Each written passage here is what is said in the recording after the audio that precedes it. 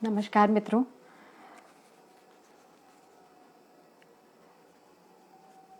अ,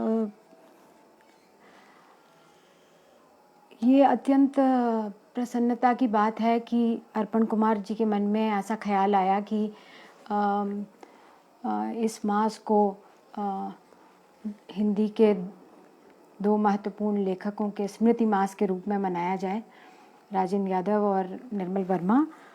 और क्योंकि मुझे ऐसा लगता है कि अ, एक लेखक तो एक लेखक की कृति तो हमारे साथ बड़ी होती है, तो उसके उस तरह से उनकी सशरीर अनुपस्थिति हमें कितना ही दुःख क्यों ना देती हो, लेकिन वो एक तरह से उनकी कृतियाँ हमारे साथ हमेशा रहती हैं। मैं अर्पण कुमार जी की, जयशंकर जी की, गगन जी की बहुत आभारी हूँ कि उन्होंने मुझे मुझ पर ये ज़िम्मेदारी दी। और कुछ उन्होंने ज़िम्मेदारी दी और कुछ ज़िम्मेदारी मैंने अपने सिर पर मोल ली है। मतलब जो मैंने विषय चुना है, कला का जोखिम, निर्मल वर्मा का कथालोक, ये सच पूछिए तो ऐसा विषय है जो मेरे बूते से बड़ा विषय है। और मैं उसके साथ बिल्कुल भी न्याय कर पाऊँगी कि नहीं,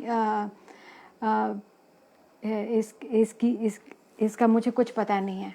लेकिन मैं समझती हूँ कि इसे मैंने क्यों चुना, ये जोखिम में डालना मैं क्यों चाहती हूँ खुद को, या ये ज़रूरी समझती हूँ, इसका मैं कारण बताती हूँ।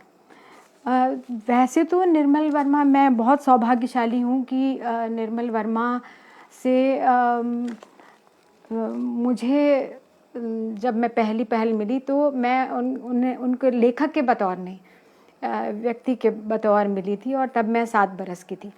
लेकिन मैं अभी उस 7 बरस वाले किस्से का ज़िक्र नहीं करूँगी। ये तब की बात है जब मेरा उनकी कहानियों से, उनके कथालोक से पहली पहल जब साक्षात्कार हुआ तो क्या हुआ ये मैं आपको बताती हूँ।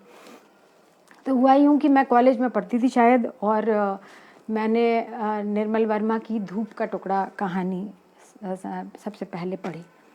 और मैंने जब उसे पढ़ा तो बिल्कुल मैं आपको बताती हूँ कि मुझे लगा कि ये तो मतलब वो एक चमत्कार था। वो शायद मेरे जीवन की बहुत महत्वपूर्ण घटना थी। मतलब उसे चमत्कार से कम कुछ नहीं कहा जा सकता। और मैं हतप्रभ रह गई उसे पढ़ के, और मुझे ऐसा लग रहा था कि मैं हर जो मुझे मिले ये तो सबको पढ़नी चाहिए। ये तो असंभव है कि कोई इस कहानी के बिना भी जी सकता है। और मैंने वो कहानी अपने कितने मित्रों को सुनाई, लेकिन फिर उसके बावजूद मुझे फिर भी संतोष नहीं हुआ, दूसरों को सुनाने के बावजूद। तो उन दिनों सौभाग्य से निर्मल जी भोपाल में रहते थे। निराला सृजन पीठ पर उन्हें बुलाया गया था। और तो वे मुझे जब भारत भवन में एक बार मिले तो मैंने उनसे कहा कि निर्मल जी, आपको बिल्कुल पता नहीं है कि आपने ये क्या कहानी लिखी है। तो उन्होंने कहा कि ऐसा। मैंने कहा कि जी, आपको कोई अंदाज़ा हो ही नहीं सकता कि आपने क्या लिख दिया, और मैं आपको बताऊंगी, और मैं आपको ये कहानी सुनाना चाहती हूँ। तो उन्होंने कहा कि उन्होंने बिल्कुल बिना हंसे, और उन्होंने कहा कि मैं इंतज़ार करूँगा। और ये बात मैंने अपने उत्साह में कह तो दी, लेकिन जब मैं घर पहुँची और ये कहने के बाद जब मुझे इस बात का एहसास हुआ कि मैं क्या कहा है, तो उसके बाद तो मुझे काटो तो खून नहीं। और वो हमारी कॉलोनी में ही रहते थे, लेकिन मैं तो उनके सामने पढ़ने से ही बिल्कुल बचती रही। लेकिन जब अंततः मेरी शायद उनसे 15 दिन बाद या 10 दिन बाद मुलाकात हुई, तो उन्होंने मुझे कहा कि I have been waiting for you to come and tell me the story, read out the story to me. और मैं हतप्रभ रह गई। मैं उसमें किसी तरह का कोई मजाक नहीं था। वे सचमुच उतनी ही गंभीरता से और सचमुच की उत्सुकता से शायद मेरी बात जोड़ रहे थे। लेकिन मेरी ये मजाल नहीं पड़ी कि मैं उन्हें ये कहानी सुना सकूं। लेकिन जब मैं ये सोचती हूँ कि आखिर ये कहानी जो फॉर्म है ये क्या है और ये क्या करती है, तो मुझे लगता है जो सबसे इसकी ख़ास बात है कहानी विधा की, वो ये है कि वो अपने होने में ही अपने होने में ही एक तो जो कथा कहेगा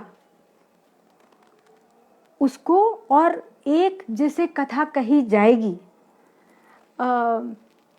उसको पूर्वापेक्षित है। ये जो दूसरा लिसनर है, ये जो एड्रेसी है, ये उसमें जो संबोधि, एक संबोधि है और एक संबोध्य है। तो ये जो संबोध्य है, जो कथा सुन रहा है, उसके बिना कथा हो ही नहीं सकती। तो ये समझिए कि ये संबोधि और संबोध ये दोनों एक धरातल पर हैं। और मैं समझती हूँ कि निर्मल वर्मा ने जो कथाएं हमसे कही हैं, जो कथाएं हमें दी हैं, यदि मैं उसका संबोध्य हूँ, जैसा कि मैंने उस दिन दावा किया था उन्हें और उन्हें बताने का तक उपक्रम करने की सोची थी, तो मुझे सचमुच अपने को वहाँ लाना होगा जहाँ कि मैं इसकी हकदार बन सकूं। कि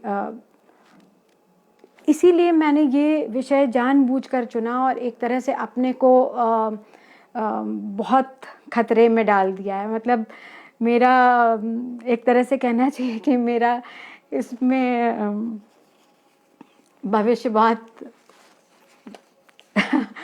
बहुत मुश्किलों से घिरा हुआ है। तो मैं आपसे कह रही थी कि ये जो कहानी है, ये संभवतः सबसे आदिम मनुष्य की वृत्ति है कि वह अपनी कहानी दूसरे से कहना चाहता है। हम सब लगातार बोलते रहते हैं। जब हम नहीं बोलते हैं तब भी हमारा मन लगातार बोलता रहता है। तो लेकिन क्या इसे कहानी कह सकते हैं? वह क्या है जो उसे कहानी बनाता है, और वह क्या है जो हमारे लगातार बोलने को कहानी नहीं बनाता? इससे मैं जब एक कल्पना करती हूँ, एक लेखक की, एक कहानीकार की मन में छवि उभारने की कोशिश करती हूँ, तो मेरे मन में एक छवि आती है जिसको कि मैं आपसे साझा करती हूँ। राम कुमार जो कि बहुत बड़े कहानीकार और पेंटर थे और निर्मल जी के बड़े भाई थे। उन्होंने उनके जो संस्मरण लिखे हैं उनमें उन्होंने गज़ब की बात लिखी है। एक बिंब की तरह से देखिए, उन्होंने लिखा है कि उनकी बहन ने, निर्मल जी और राम कुमार जी की बहन ने बताया कि एक दिन वो सुबह से उस कमरे में बैठकर बुनाई कर रही थी जिस कमरे में निर्मल जी की मेज़ लगी हुई थी। और सुबह 6 बजे से निर्मल जी मेज़ कुर्सी पर बैठे अपने कागज़ पर झुके हुए बैठे थे। जब दोपहर के खाने की बारी आई तो उनकी बहन को जिज्ञासा हुई कि इसने क्या लिखा है। तो उन्होंने जब वो पन्ना पलटा तो उसमें देखा कि एक लाइन लिखी हुई है। सुबह 6 बजे से दोपहर खाने का समय हो चुका है। वहाँ उन्हें बड़ी हैरत हुई, लेकिन उन्होंने कुछ नहीं कहा। और फिर भोजन के बाद फिर से निर्मल जी अपनी मेज़ कुर्सी पर बैठ गए और अपने कागज़ों पर झुके हुए थे, और उनकी बहन वहीं पे बुनाई करती हुई बैठी थी। और रात में जब फिर से खाने का समय हो गया तो उनकी बहन ने फिर जिज्ञासावश, कौतूहलवश फिर उस कागज़ में झाँका और उन्होंने पाया कि वो जो एक लाइन सुबह लिखी हुई थी, अब वो कटी हुई थी। जब मैंने ये पढ़ा था और आज भी जब भी मैं ऐसे याद करती हूँ, आज निर्मल जी को याद करते हुए, बोलते हुए मैं इसी छवि को अपनी स्मृति में स्थापित करती हूँ। ये तो है ही मेरी स्मृति में, और मैं आपसे भी कहूँगी कि इस स्मृति के इस छवि के आलोक में आप मेरे साथ आज हों, तो शायद मैं कुछ बेहतर कर सकूं। तो मैं ये कह रही हूँ, ये हमें बताता है कि एक लेखक का कर्म एक कितना कठिन और किस तरह की साधना, एक किस्म का तप, एक वो जो अपने अकेले कमरे में बैठ के जूझता है एक सही शब्द को पाने के लिए, एक सही बिंब को उकेरने के लिए। वो क्या किसी पर्वतारोही के पहाड़ चढ़ने से कम है। और इसी में इस एक लाइन को घंटों में लिखने और उस लाइन को भी काट देने में ही संभवतः ये बात भी छुपी है कि क्यों हम जो कहते हैं लगातार वो कहानी नहीं होती, क्योंकि उसमें कोई एडिटिंग नहीं होती, क्योंकि उसमें कोई तारतम्य खोजने की कोशिश नहीं होती, कि वहाँ पे जो लगातार अनवरत सिलसिला जो आता जा रहा है उसे हम बोलते जा रहे हैं, लेकिन उसमें कोई तारतम्य नहीं है, उसमें कोई पैटर्न नहीं उभरता।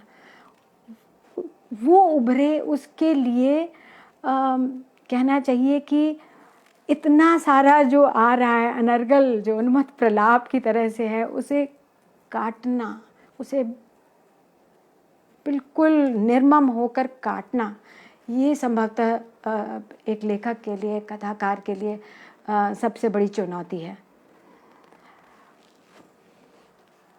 देखिए, जब निर्मल वर्मा जब हिंदी कहानी में लिखने के लिए आते हैं तो थोड़ा सा उस परिदृश्य को याद करें कि उस समय हिंदी कहानी में क्या क्या हो चुका था। और बिल्कुल ब्रीफली मैं इसको, जाहिर है कि प्रेमचंद हो चुके थे, और प्रेमचंद का जो रचना संसार है, उनके जो पात्र हैं, हम जानते हैं कि वो कितना एक भरा पूरा लोक है, उसमें कैसा जीवन स्पंदित है और कितना सघन परिवेश है, जिससे जो आज भी हम जब उसे पढ़ते हैं तो कहीं हमें एक मरहम का काम करता है। लेकिन ये परिवेश जो है उस तरह मूलतः ग्रामीण था, जो कि हमारे पास बाद में रहा ही नहीं। उसके बाद आते हैं, एक तरह से कहना चाहिए कि उसके बाद जो महत्वपूर्ण, जैसे प्रेमचंद ने एक तरह से अपना उत्तराधिकारी कहा, वे जैनेंद्र हैं, और वो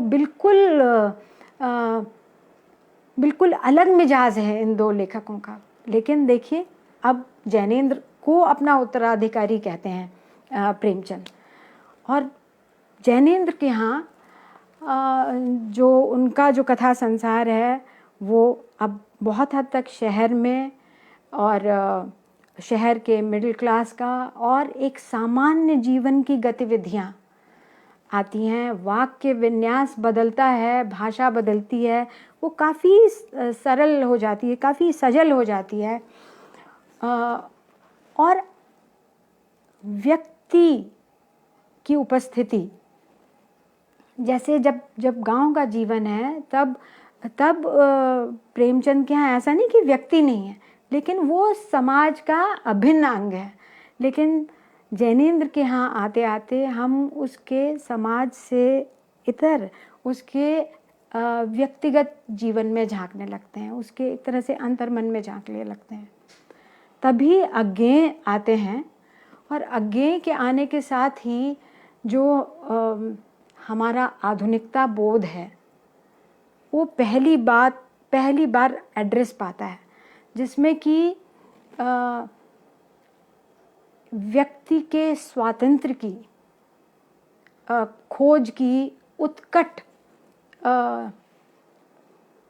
उत्कट इच्छा दिखती है।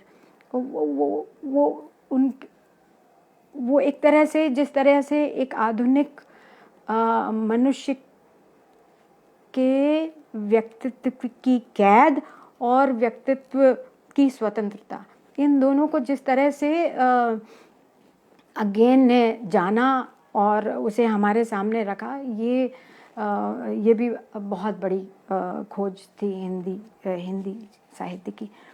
इसके साथ साथ अगेन ने ये किया कि ऐसा जब आप उनके काव्य को देखते हैं तो ये बहुत दिलचस्प बात लगती है, और ये लोगों ने, आलोचकों ने भी बताया है कि अग्गे की भाषा, काव्य भाषा, एक तरह से देखा जाए तो वो आधुनिक पहले अपने गद्य में होती है, शेखर एक जीवनी में वो उस पोएटिक भाषा को आगे पाते हैं जो संभवतः वो बाद में कविता में भी पाते हैं। तब इसके बाद निर्मल वर्मा आते हैं। मैं ये इसलिए नहीं कहा क्योंकि मैंने जब पढ़ा था निर्मल जी को तो तब तक मैं शायद त्यागपत्र नहीं, मैं शेखर एक जीवनी भी शायद पढ़ चुकी थी, लेकिन मुझे ऐसा लगता है कि हम जब नए लोग पढ़ते हैं तो बहुत बार वे जैनेंद्र को नहीं पढ़ते, वे अज्ञेय को नहीं पढ़ते, वे प्रेमचंद को नहीं पढ़ते, वे सीधे निर्मल वर्मा को पढ़ते हैं।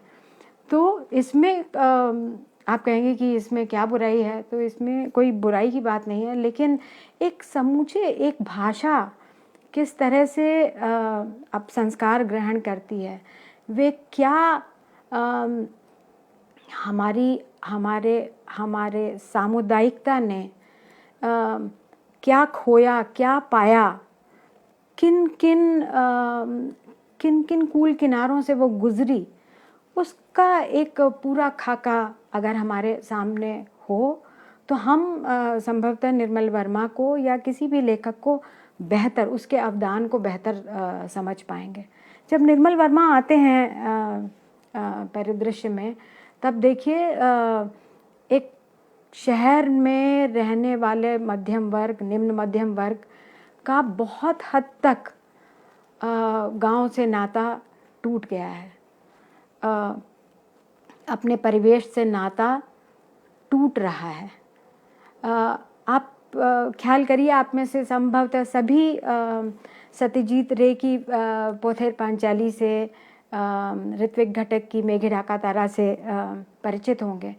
आप ख्याल करिए, जब पोथेर पांचाली खुलती है तो उस गांव के उस परिवार में गरीबी कम नहीं है, दुख कम नहीं है, लेकिन फिर भी एक भरा पूरा परिवेश है, एक परिवार है, एक गांव है जिसमें एक किस्म की साझेदारी है, एक किस्म का अपनापा है। और जब अपूर के पिता को जाना पड़ता है शहर काम के लिए, क्योंकि गांव में कोई काम नहीं है, तो उसी के साथ एक तरह से कहना चाहिए कि उसका क्षरण, उस पूरे परिवेश का चरण शुरू हो जाता है। और ओपू की जो ट्रिलॉजी है वो उसके इस परिवेश के स्खलन को, इससे टूटते जाने को दर्ज करती है। और ये कहा जाता है कि बंगाल में लोग ओपू नाम नहीं रखते हैं, जो कि बहुत ही पॉपुलर नाम था कभी, इसके बाद नहीं रखते हैं, क्योंकि ऐसा दुख वे देखते हैं कि ऐसा दुख उसके भाग्य में लिखा है। लेकिन ये दुख जो है वो जन्मता कहाँ से है? मैं इसलिए कह रही हूँ क्योंकि निर्मल वर्मा की कहानियों में भी एक पीड़ा का वितान है, एक ऐसे गह्वर हैं, अंधेरे गह्वर हैं जिनसे उनके पात्र गुजरते हैं। तो आखिर ये क्यों हुआ, उसकी पृष्ठभूमि को समझने के लिए, मैं खुद उसे समझने के लिए आपसे ये कह रही हूँ। देखिए, ऋत्विक घटक जो करते हैं मेघे ढाका तारा में, वो और भी ब्लीक है, वो और भी डायरेक्ट है, ये कहना चाहिए। मेघे ढाका तारा में तो माँ बाप अपनी बेटी का विवाह नहीं होने देना चाहते हैं, क्योंकि उन्हें लगता है कि अगर इसका विवाह हो गया तो हमें कौन पालेगा। एक छोटी बहन अपनी बड़ी बहन के साथ दगा करती है, धोखा देती है। उसका प्रेमी उसे धोखा देता है। और ऋत्विक घटक उसमें फिल्म के अद्भुत बिंबों से ये भी बताते हैं कि ये कथा रिपीट होगी, कि ये अंतहीन रूप से रिपीट होती चली जाएगी। तो ये देखने की बात है कि ये जो क्षरण हो रहा है, ये जो हमारे परिवेश का, ये जो हमारे परिवार का क्षरण हो रहा है, हमारे मूल्यों का क्षरण हो रहा है, इसको कला यदि दर्ज नहीं करती है, हालांकि इसका सीधा असर, सबसे सीधा असर तो परिवार पे होता है। इसकी सबसे बड़ी मार अंततः हमारा परिवार इसको सबसे पहले झेलता है, लेकिन वो दर्ज नहीं कर पाता। दर्ज करता है कोई निर्मल वर्मा। आप निर्मल वर्मा के पात्रों की दुनिया को देखिए, बिल्कुल शुरू से लेके आखिर तक उनके पात्र जो हैं उनमें एक किस्म की उनकी जो मनोभूमि है वो एक छीजती हुई स्मृति की मनोभूमि है, जहाँ पे उनकी कहानियों में लगातार ये आता है, एक प्रश्न के रूप में आता है। जब भी कोई कहता है कि क्या आप घर जा रहे हैं, क्या घर जा रहे हो, तो प्रश्न खड़ा होता है कि घर। तो ये जो घर के टूटने की आहट है, ये लगातार निर्मल वर्मा की कहानी में इसकी उपस्थिति है।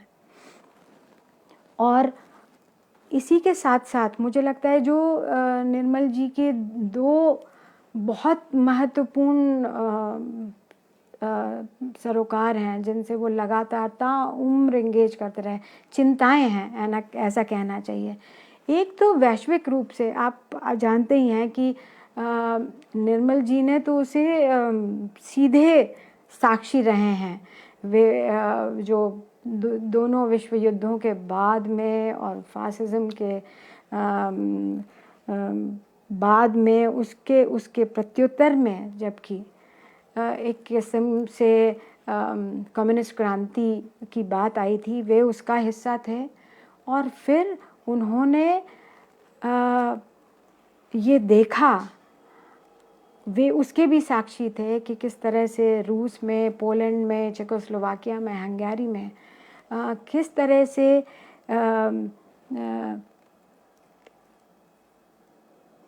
इन आंदोलनों ने ठीक वही किया जिसके विरोध में वे खड़े हुए थे। जिन फासिस्ट ताकतों के, जिन सत्ता के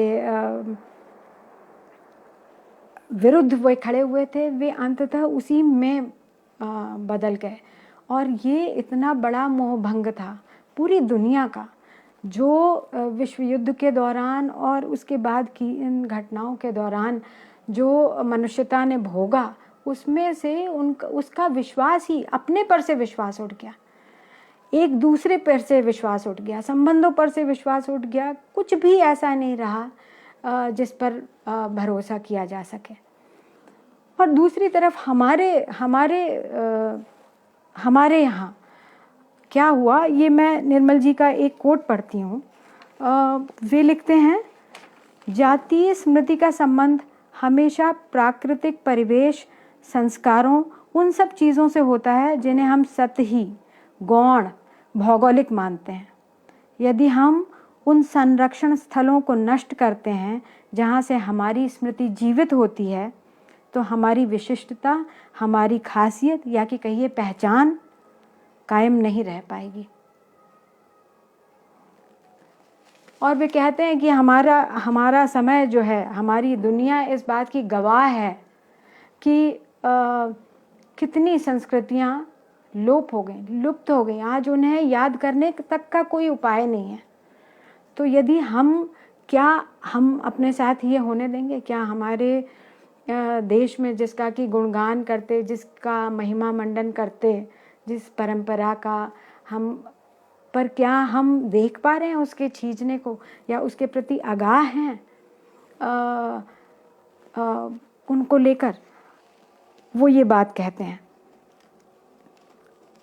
तो मैं आपसे कह रही थी कि पौथेर पांचाली और ऋतिक घटक की फिल्म के बाद में ये ये क्या, ये देखिए, ये हमारे औपनिवेशिक काल के बाद स्वातंत्रोत्तर भारत में ये होता है कि जो भी फोर्सेस हैं उसके लिए कोई एक व्यक्ति जिम्मेदार नहीं होता। जब कोई दिशा लेती है, जब कोई एक समाज एक दिशा लेता है, तो उसकी दिशा को निर्दिष्ट करने वाले इतने फैक्टर्स होते हैं कि उसके लिए कोई एक को जिम्मेदार नहीं ठहराया जा सकता।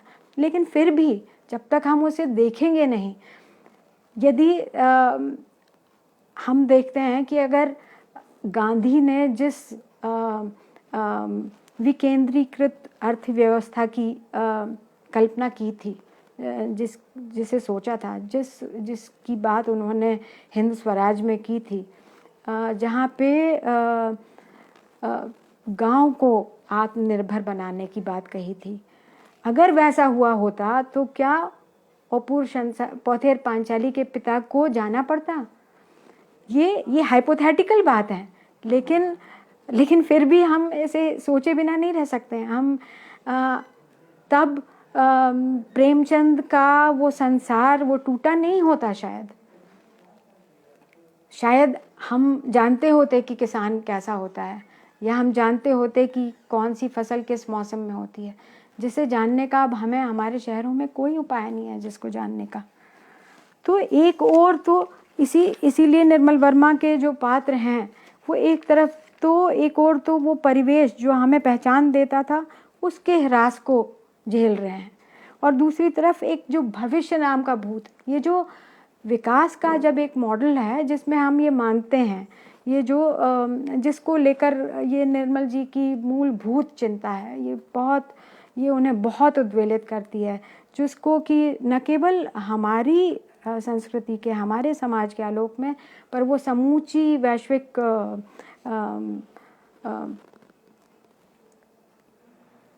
रूप में उसे बहुत ही अपशगुन की तरह से देखते हैं।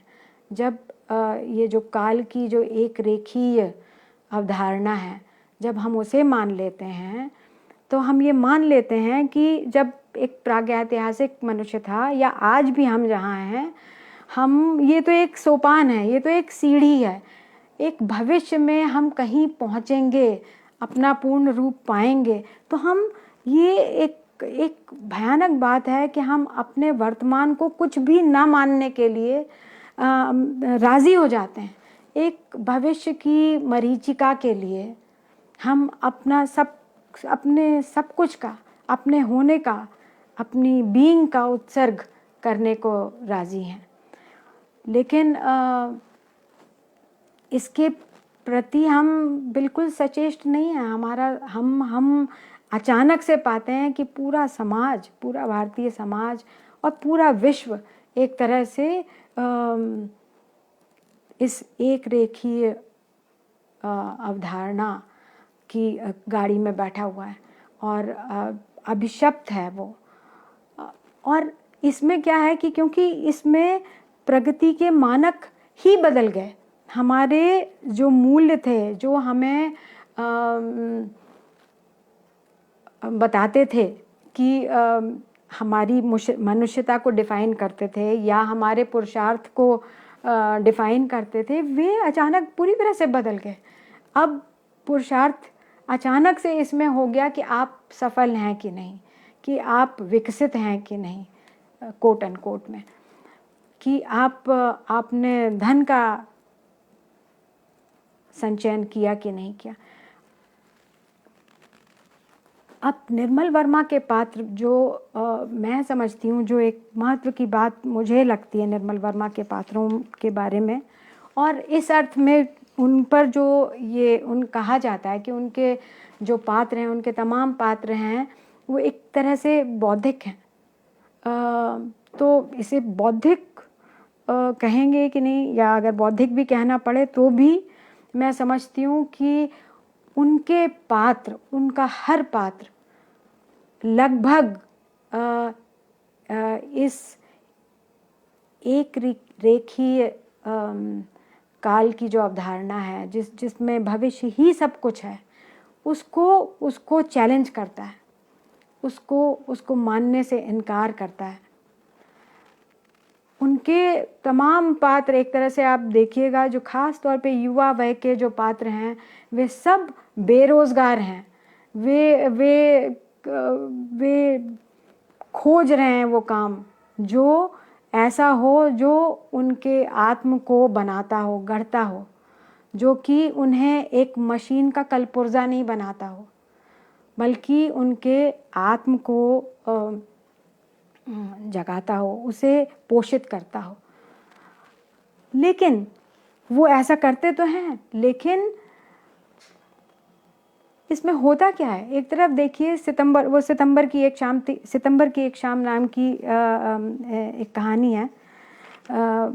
उसमें शुरुआत होती है तो जो नायक है उसका, वो कहता है कि सब मेरा इंतज़ार कर रहे थे कि मैं आऊँगा और सब कुछ को बदल डालूँगा। एक तरफ ये भरोसा कि मैं सब कुछ को बदल सकता हूँ, कि मैं इस दुनिया को अर्थ दे सकता हूँ, एक तरफ ये अनुभूति। और वो कहता है कि मैं अभी कुल 23 बरस का हूँ या 27 बरस का हूँ। वो कहता है कि एक तरफ वो ये महसूस कर रहा है और दूसरे पल वो दरअसल अपने घर से भाग रहा है। क्यों? क्योंकि उसके पिता के लिए, उसकी माँ के लिए, उसकी बहन के लिए वो एक फेल्योर है। उसकी बहन कहती है कि तुम क्यों अपने घर से क्यों नहीं जाते हो, माता पिता कितने चिंतित हैं। और उसके जवाब में वो जो कहता है, वो मैं उसे कोट करती हूँ। वो अपनी बहन से कहता है, बच्ची क्या तुम्हें याद है जब हम दोनों बहुत छोटे थे, तब मैं घर से भागा नहीं था, तब हम कुछ नहीं जानते थे, जब हम सब कुछ जानते थे। आज तुम सोचती हो कि मैं इससे भिन्न हो सकता था जो आज हूँ, किंतु जो आज हूँ वह उन दिनों भी मेरे भीतर था और तुम उसे देखकर नहीं डरती थी।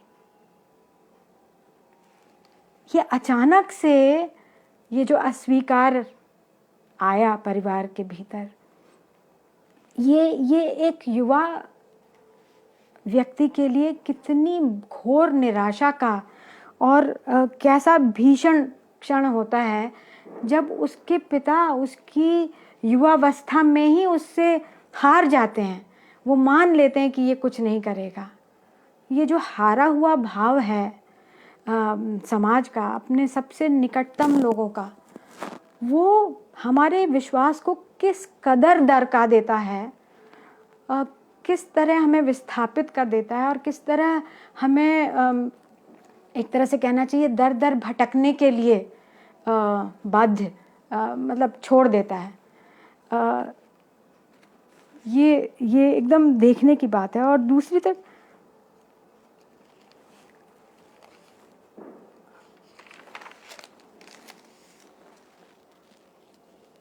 तो मैं ये कह रही थी कि ये ऐसा लगता है कि ये पात्र अपनी नियति चुनते हैं। हाँ, ये अपनी नियति चुनते हैं, पर ये कोई चुनाव है?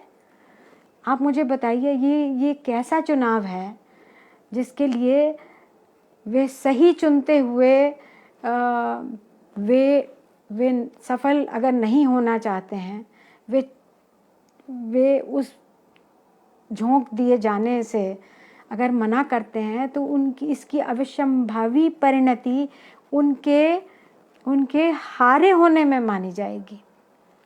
ये उसकी मनोभूमि है उनके पात्रों की।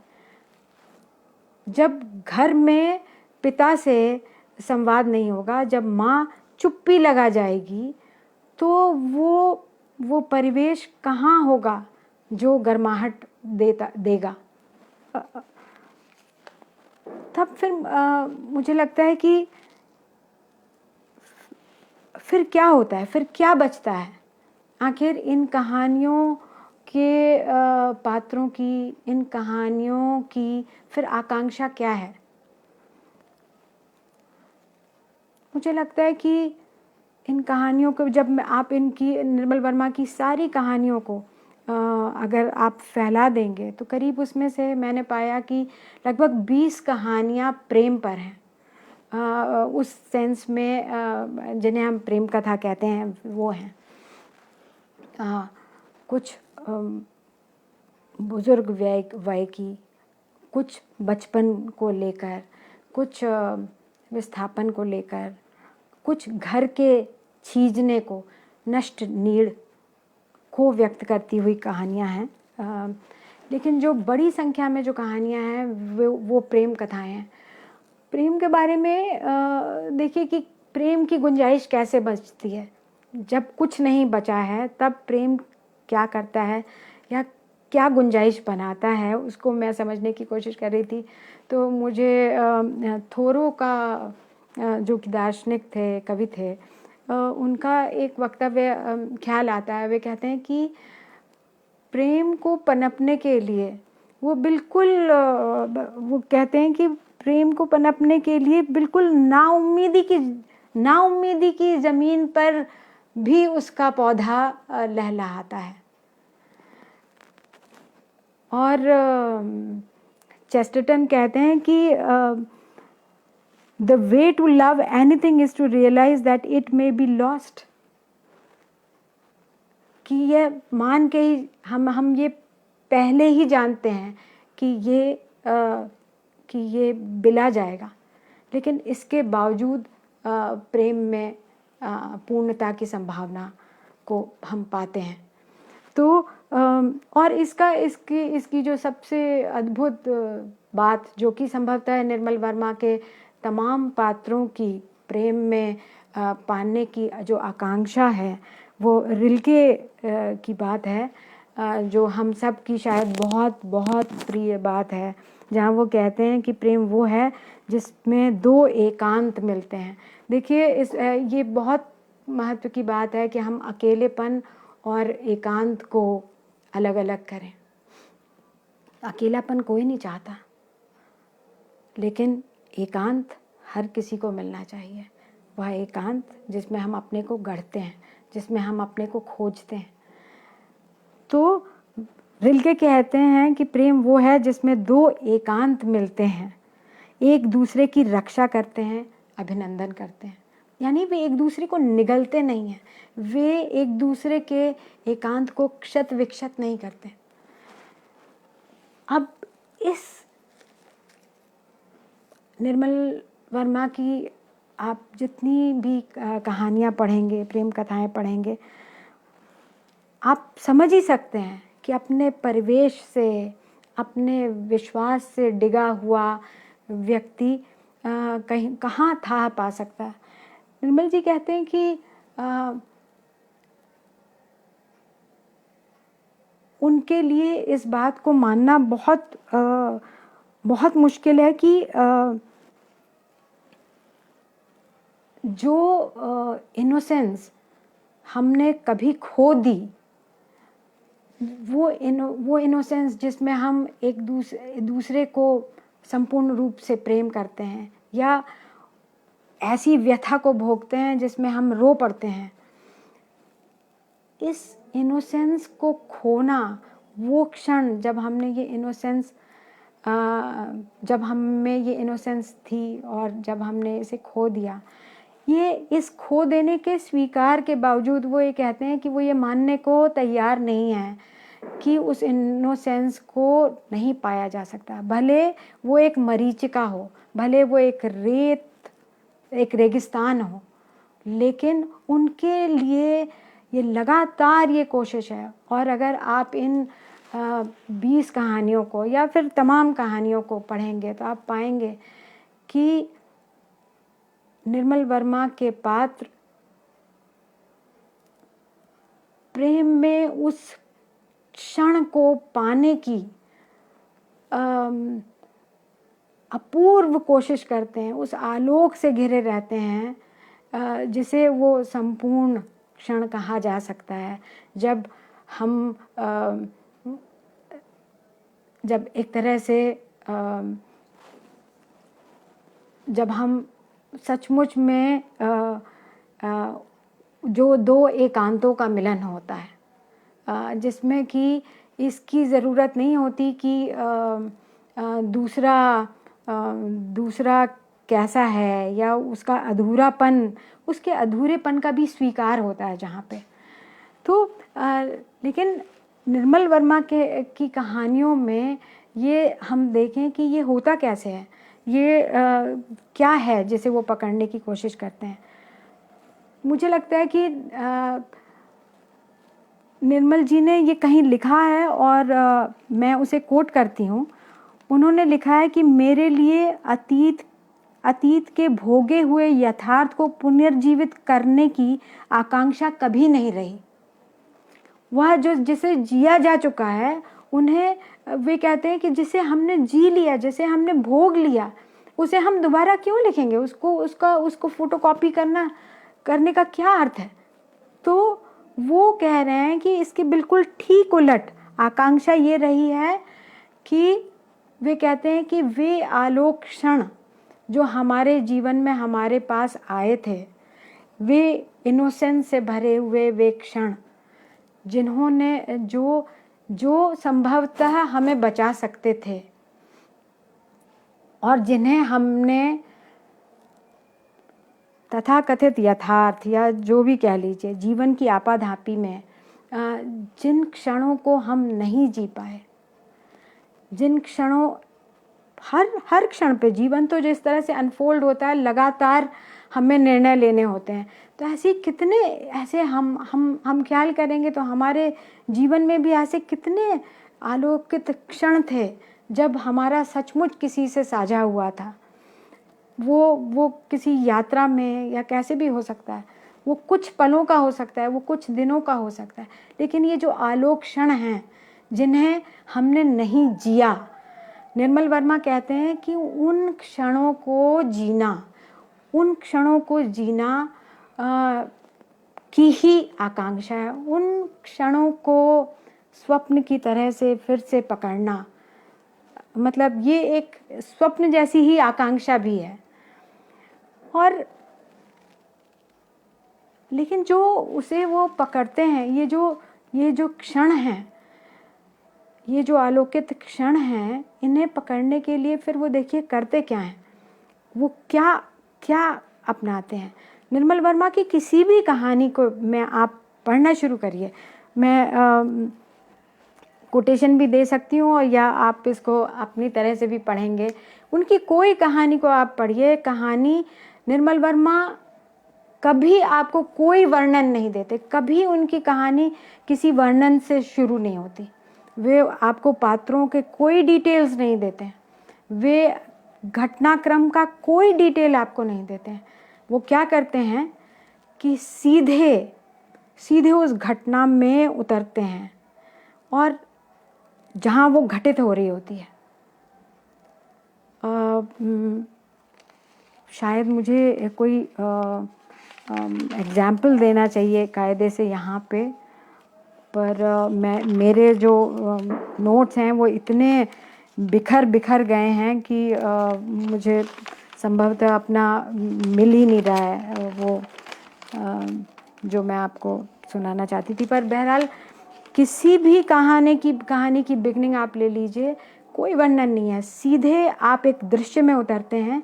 और ये दृश्य कैसा है, वो एक साथ वो दृश्य स्थिर भी है और गतिमान भी है। ऋत्विक घटक की फिल्म अगर कोमल गांधार आपने देखी हो तो मेरे मन में वो बिंब कौंधता है जब नायक और नायिका एक जगह पे खड़े हैं जहाँ पे रेल की पटरी का अंत होता है। वे उस अंत पर खड़े हैं, रुका हुआ फ्रेम है और सामने जो है वो नदी बह रही है और उसके पार बांग्लादेश दिख रहा है जहाँ से जो नायक है वो विस्थापित होके आया था। और हवा चल रही है, पानी नदी का पानी उछाल ले रहा है और उसके पार वो नायक दूर अपने गांव की ओर देख रहा है और उसकी नज़र का अनुसरण करती हुई नायिका की आंखें भी उस ओर जाती हैं। ये दृश्य एक साथ रुका हुआ भी है और गतिमान भी है। इसी तरह से निर्मल वर्मा क्या होता है, वे कोई आप 1.5 इंच ऊपर को याद करिए, वो सीधा कहता है कि क्या आप मेरे पास बैठेंगे? नहीं नहीं, मेरे पास बहुत जगह है। और आखिर कितनी जगह हमें चाहिए होती है। तो वो सीधे एक दृश्य में एंटर करते हैं, और उस दृश्य में वो अकेले नहीं एंटर करते, हम उनके साथ एंटर करते हैं। तो हमें आप पाएंगे कि उनकी कहानियों में बहुत बार तो किरदारों के नाम तक नहीं दिए हैं उन्होंने, आदमी और लड़की ही कह के काम चला लिया।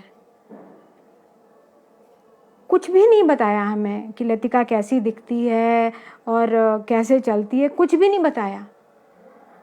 लेकिन चूंकि हम उनके साथ हैं, एन उस क्षण में जब वो बात कर रहे हैं, जब वो कुछ साझा कर रहे हैं, जब हम उनके साथ एक पूरी शाम बिता रहे हैं, तो फिर हम उन्हें जानेंगे कैसे नहीं, हम उन्हें अंदर से जानते हैं। ये जो पार्टिसिपेशन है, जिसकी बात मैंने शुरू कही थी, कि जिसमें लेखक और जो उसे पढ़ रहा है, जिसे वो कहानी कही जा रही है, वो एक साथ उपस्थित हैं। तो हमारे तो दो बातें होती हैं, एक तो हम उसके भीतर उपस्थित होते हैं, लेखक स्वयं उसके भीतर, दृश्य के भीतर उपस्थित होता है, और इसी के साथ साथ ये जो अतीत में घटा हुआ जो क्षण है वो एकदम वर्तमान हो उठता है। उस पर अतीत की ऐसी छाया नहीं है जिसको लेकर कि नॉस्टैल्जिया हो, क्योंकि वो क्षण बीता नहीं है। वो क्षण, ये वो आलोक क्षण है जो हमारे भीतर सदा जिंदा रहते हैं। बल्कि इसे उलट के भी कह सकते हैं कि इन जीवित क्षणों के कारण ही हम जीवित हैं। तो निर्मल वर्मा जब इन क्षणों को पकड़ने की कोशिश कर रहे हैं, तो उनके यहाँ जो हो रहा है, वो जो घटना है, वो कहीं बाहर नहीं घटित हो रही। और जब हम घटना कहते हैं तो दुर्भाग्य से जो पूरा जो मीडिया है और जो अखबार और न्यूज़ और इस सब के चलते, और जो हमारा बौद्धिक जगत है उसके चलते अब ये हुआ है कि शायद हम घटना मानते ही उसे हैं जो बाहर घटित होती है, जिसमें कोई मर जाता है या कोई एक्सीडेंट हो जाता है या जाने क्या, इन्हें हम घटना मानते हैं। जबकि हम अपने जीवन में झांकेंगे या निर्मल वर्मा की कहानियों में झांकेंगे तो यहाँ घटना कहाँ घट रही है। दो लोग जब बात कर रहे हैं, जो दो लोगों के बीच जो संवाद हो रहा है, वही अपने में घटना है। उसमें जो परिवेश है वह भी घटना है। उनके यहाँ परिवेश की अद्भुत उपस्थिति है। मुझे जो बिंब याद आ रहे हैं, परिंदे कहानी का ही लीजिए, क्योंकि ये बिल्कुल शुरुआती कहानी है। तो देखिए, परिंदे कहानी में वो पिकनिक के लिए शायद अंतिम दिन है, छुट्टियां लगने के पहले का अंतिम दिन है, और वो लड़कियों के साथ में टीचर्स भी पिकनिक सी मनाने के लिए गए हुए हैं, और लड़कियां दूर खेल रही हैं, और लतिका अकेली बैठी है, अकेली सोच रही है अपने अतीत के बारे में, अपने अतीत को जब वो जी रही है, जब वो रूपांतरित हो रहा है, उसी के बीच में उन लड़कियों की आवाज़, उन पेड़ों का हिलना, वो सब कुछ जिस तरह से वो पेड़ों की उपस्थिति है, उसी तरह से उन लड़कियों की खिलखिलाहट की उपस्थिति है। और वो देखिए कि कैसे प्रश्न उनके यहाँ, प्रश्न का उनके यहाँ बहुत गज़ब का महत्व है। हालांकि मैं इस पर शायद, मुझे भाषा पर जब मैं आऊँ तब आना चाहिए, पर क्योंकि रेफरेंस निकल ही गया है तो शायद मुझे ये कह देना चाहिए। उन बच्चियों की, उन लड़कियों की खेलने की आवाज़ आती है, और जिसमें कि टुकड़े टुकड़े आ रहे हैं उस आवाज़ के, जिसमें वो कह रही हैं what do you want, what do you want. और ये जो व्हाट डू यू वांट है, ये टुकड़े के रूप में लतिका के पास पहुंचता है, और उसके अचानक से उनके खेल में पूछा गया ये प्रश्न जो हवा में तैरता हुआ आता है, वो लतिका का प्रश्न बन जाता है। वो उसका प्रश्न, उसके होने का प्रश्न बन जाता है। वो अचानक से हम सब का, आपका और मेरा प्रश्न बन जाता है कि हम क्या चाहते हैं। ये निर्मल वर्मा के यहाँ जो प्रश्न है, ये जो अचानक से जो प्रश्न खड़े होते हैं, वे बहुत व्यक्तिगत संसार में खड़े होते हैं, और वो उनको कहने का अंदाज़ जो उनका, उनको जो रखने का, उस एक हल्का सा इशारा वो करते हैं, और अचानक से वो एक बहुत व्यक्तिगत प्रश्न अब उस धरातल से उठकर एक बहुत व्यापक प्रश्न में बदल जाता है। तो मैं उनकी शैली की बात पे फिर लौटती हूँ। तो उनके यहाँ मैं कह रही थी कि घटना जो है वो संवाद में घटती है, संबंधों के बीच में घटती है, बाहर कहीं नहीं घटती। तो इसके अलावा जो शैलीगत उनके यहाँ दूसरी बातें लगती हैं, जो फॉर्म की दृष्टि से मुझे जो बातें लगती हैं, एक तरह का रहस्य, मतलब वो एक मुझे लगता है कि उनके यहाँ जो उनकी कहानी का जो फॉर्म है, वो इतना परिपक्व है, वो इतना उसमें जो मात्रा ज्ञान है, एक एल्केमिस्ट की तरह से वो जो हमने उन्हें देखा था, वो जो काट रहे हैं ना, वो जो काट रहे हैं, उससे जो सघनता बनती है, वो सघनता निर्मित होती है, वो इतनी ज़बरदस्त है कि कोई बाहरी घटनाओं के बावजूद एक अजीब सा रहस्य हम पर तारी होता है। आप देखिएगा कि उनके यहाँ नैरेटर जो है, जो कथा कह रहा है, वो लगातार बदलता है, वो लगातार अपने को विभक्त करता है। अगर कथा में संवादरत 5 लोग हैं, तो वो अपने को 5 में बांटता है। वो कभी इस तरह से कहानी जो है हम देखते हैं, अगर आप उसे ध्यान से नहीं पढ़ेंगे तो आपको समझ में ही नहीं आएगा कि ये वाक्य, ये संवाद किसने किससे कहा। इससे भी इतना गजब का एक रहस्य खड़ा होता है। मैं समझती हूँ कि शायद मुझे एक बात कहनी चाहिए जो बिल्कुल मूर्खतापूर्ण है, लेकिन मुझे कहनी चाहिए। जब मैंने जैनेंद्र जी का त्यागपत्र पढ़ा था, तब तक मैंने हिंदी का शायद कुछ भी नहीं पढ़ा था, और पर विदेशी साहित्य का, विश्व साहित्य का काफ़ी कुछ पढ़ लिया था। उसके बाद जब मैंने त्यागपत्र पढ़ा, तो एक किस्म से 2 बातें एक साथ हुई थी मेरे साथ में। एक किस्म की घोर हताशा, और मतलब मुझे लगा था कि कोई रोमांच ही नहीं है, ये जीवन कितना उदासी से भरा हुआ, और इसमें तो कुछ स्फुरण ही नहीं है, इसमें तो ये कितना एकाकी, और इसमें कोई रोमांच ही नहीं है, इसमें कोई रहस्य ही नहीं है, इतनी सपाट बेलाग सी जीवन। लेकिन जो दूसरा अनुभव हुआ था वो ये था कि मैं त्यागपत्र को भूल नहीं पाई। एक छोटा सा पतला सा उपन्यास, उसे मैंने एक ही बार पढ़ा है शायद जीवन में, लेकिन आज भी वो मुझे उसी तरह से ग्रिप करता है।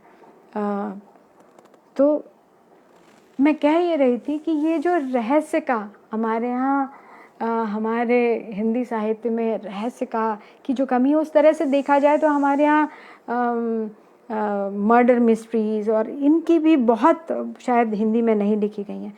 ये जो मर्डर मिस्ट्री की बात है, मैं कभी कभी निर्मल जी से ये कहा करती थी, और कि उनके यहाँ पे जो रहस्य वो बना कर रखते हैं, जिसके कारण कथा में कुछ नहीं घटित हो रहा है, मतलब उस तरह से जिसे हम घटना कहते हैं वैसा कुछ नहीं घटित हो रहा है, लेकिन हम पाते हैं कि हम सांस नहीं ले पा रहे हैं, कि हम कुर्सी की एज पर बैठे हुए हैं, कि हमसे पन्ना नहीं पलटते बन रहा है। ये जो है, ये किस तरह से वो खड़ा करते हैं। तो मैं उनसे कहती थी कि ये आपके यहाँ ये आपने जासूसी उपन्यासों जैसी उनमें रोमांच होता है, रहस्य होता है। तो वो कहते थे कि हाँ तुमने बिल्कुल ठीक पकड़ा, मजाक में कहते थे कि तुमने बिल्कुल ठीक पकड़ा, मैं छुप छुप के जो है वो जासूसी उपन्यास पढ़ता हूँ।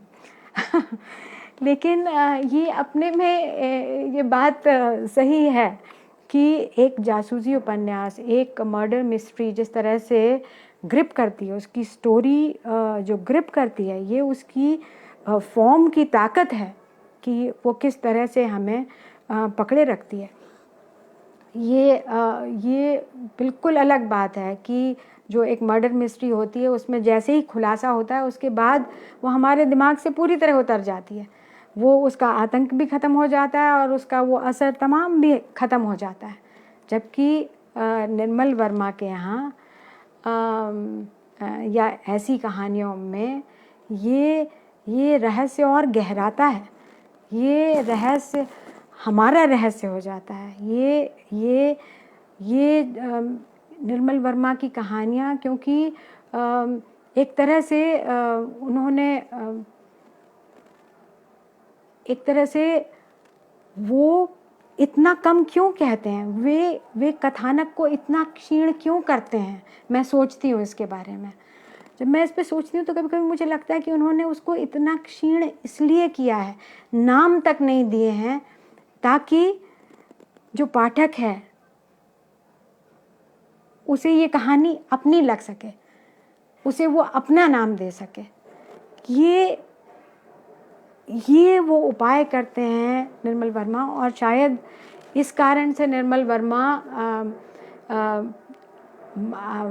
तमाम आलोचकों के बावजूद हिंदी में प्रेमचंद के साथ साथ सबसे पढ़े जाने वाले लेखक हैं, जिन्हें कि युवा लोग भी उतने ही उत्साह से पढ़ते हैं। वे पढ़ते हैं और वे अक्सर उनके मुंह से जो निकलता है वो यही होता है कि मुझे लगा जैसे ये मेरी कहानी है। तो ये जो मेरी कहानी बनने की जो गुंजाइश है, ये जो कथा का अंतर्मुखी होना है, ये जो अंदर की तरह से पूरी तरह से भीतर की ओर पलटा हुआ होना है, जो कीज़लोव्स्की कैमरा बफ में करते हैं कि कैमरे को अपनी ओर करते हैं, लेकिन यहाँ जो कैमरा है वो ऐसी जगह है जहाँ पे हम सब के आने की गुंजाइश है। अब संभवतः उनकी भाषा के बारे में मैं ये कहूँगी कि देखिए, ये जो भाषा बनी है, ये भाषा आखिर ये जो पारदर्शी एकदम प्रांजल निर्मल जी की कहानियों की भाषा है, वो संभवतः इसलिए है क्योंकि वो जिन आलोक क्षणों को उठा रही हैं, उनका जिस विन्यास को वो खोल रही हैं, वो इतना जटिल है, वो इतना जटिल है, एक साथ वो इतना सुकुमार है। वे ऐसे क्षण हैं जो बिल्कुल क्षण भंगुर हैं। वे तो समझो मर ही गए थे ना, उन्हें तो जिया ही नहीं गया, लेकिन उसी एक साथ क्षण भंगुर भी हैं और एक साथ अमर हैं, क्योंकि वो हमारे भीतर वे ही तो वे क्षण हैं जो जीवित हैं। इसलिए ऐसे क्षण को पकड़ने के लिए इसमें उसके इतने स्तर हैं, इसके इतने बहुस्तरीयता है उनकी, चाहे वो संबंधों की जटिलता को लेकर हो, वो क्षण जो खुल रहा है, अगर उसके लिए ये प्रांजल भाषा वो नहीं लाएंगे, अगर ये भाषा पारदर्शी भाषा नहीं लाएंगे, तो वो कम्युनिकेट नहीं होगी, वो कठिन बात खुल ही नहीं पाएगी। और निर्मल जी का आशय ये बिल्कुल नहीं रहा है। उनके यहाँ अगर आप एक तरह से फॉर्म को देखेंगे तो पाएंगे कि उस तरह से वो एक्सपेरिमेंटल नहीं है, उनकी कहानी का फॉर्म एक्सपेरिमेंटल नहीं है। वो उनके यहाँ जैसे कहते हैं कि कथानक नहीं है या पात्र नहीं है, सो बात सही नहीं, मतलब एक तरह से देखा जाए तो उनके यहाँ पात्र हैं, ठोस पात्र हैं, उनके उनके उनके साथ हमने जिया है। उनका परिवेश है, बहुत ही धड़कता हुआ परिवेश है, और उस परिवेश को धड़कता हुआ बनाने के लिए उस बिंब को जो वो उस क्षण को जो कभी था उसे वर्तमान के बिंब के रूप में खड़ा करने के लिए ही जो उनकी भाषा है वो बहुत काव्यात्मक हो जाती है, और जिसके हम सब कायल हैं। लेकिन मैं कहना ये चाह रही हूँ कि उनकी जो भाषा है वो कोई सौंदर्य गढ़ने के लिए, अलग से सौंदर्य गढ़ने के लिए सुंदर सौंदर्य को नहीं रच रही है। वो इसलिए रच रही है क्योंकि वो उस परिवेश को, उस बिंब को खड़ा करना चाह रही है, उस वर्तमान में उस बीते हुए क्षण को पुनर्जीवित करना, उसको जीवित होते हुए देखना चाह रही है। वो बीता हुआ क्षण नहीं है, वो बीता ही नहीं, वो हमारे भीतर जो जीवित था वो अचानक से आज एक बिंब में आलोकित हो उठे। इसके लिए उनके यहाँ वो डिटेल आते हैं। मुझे लगता है कि मुझे अब तो एक उद्धरण पढ़ना ही चाहिए, वरना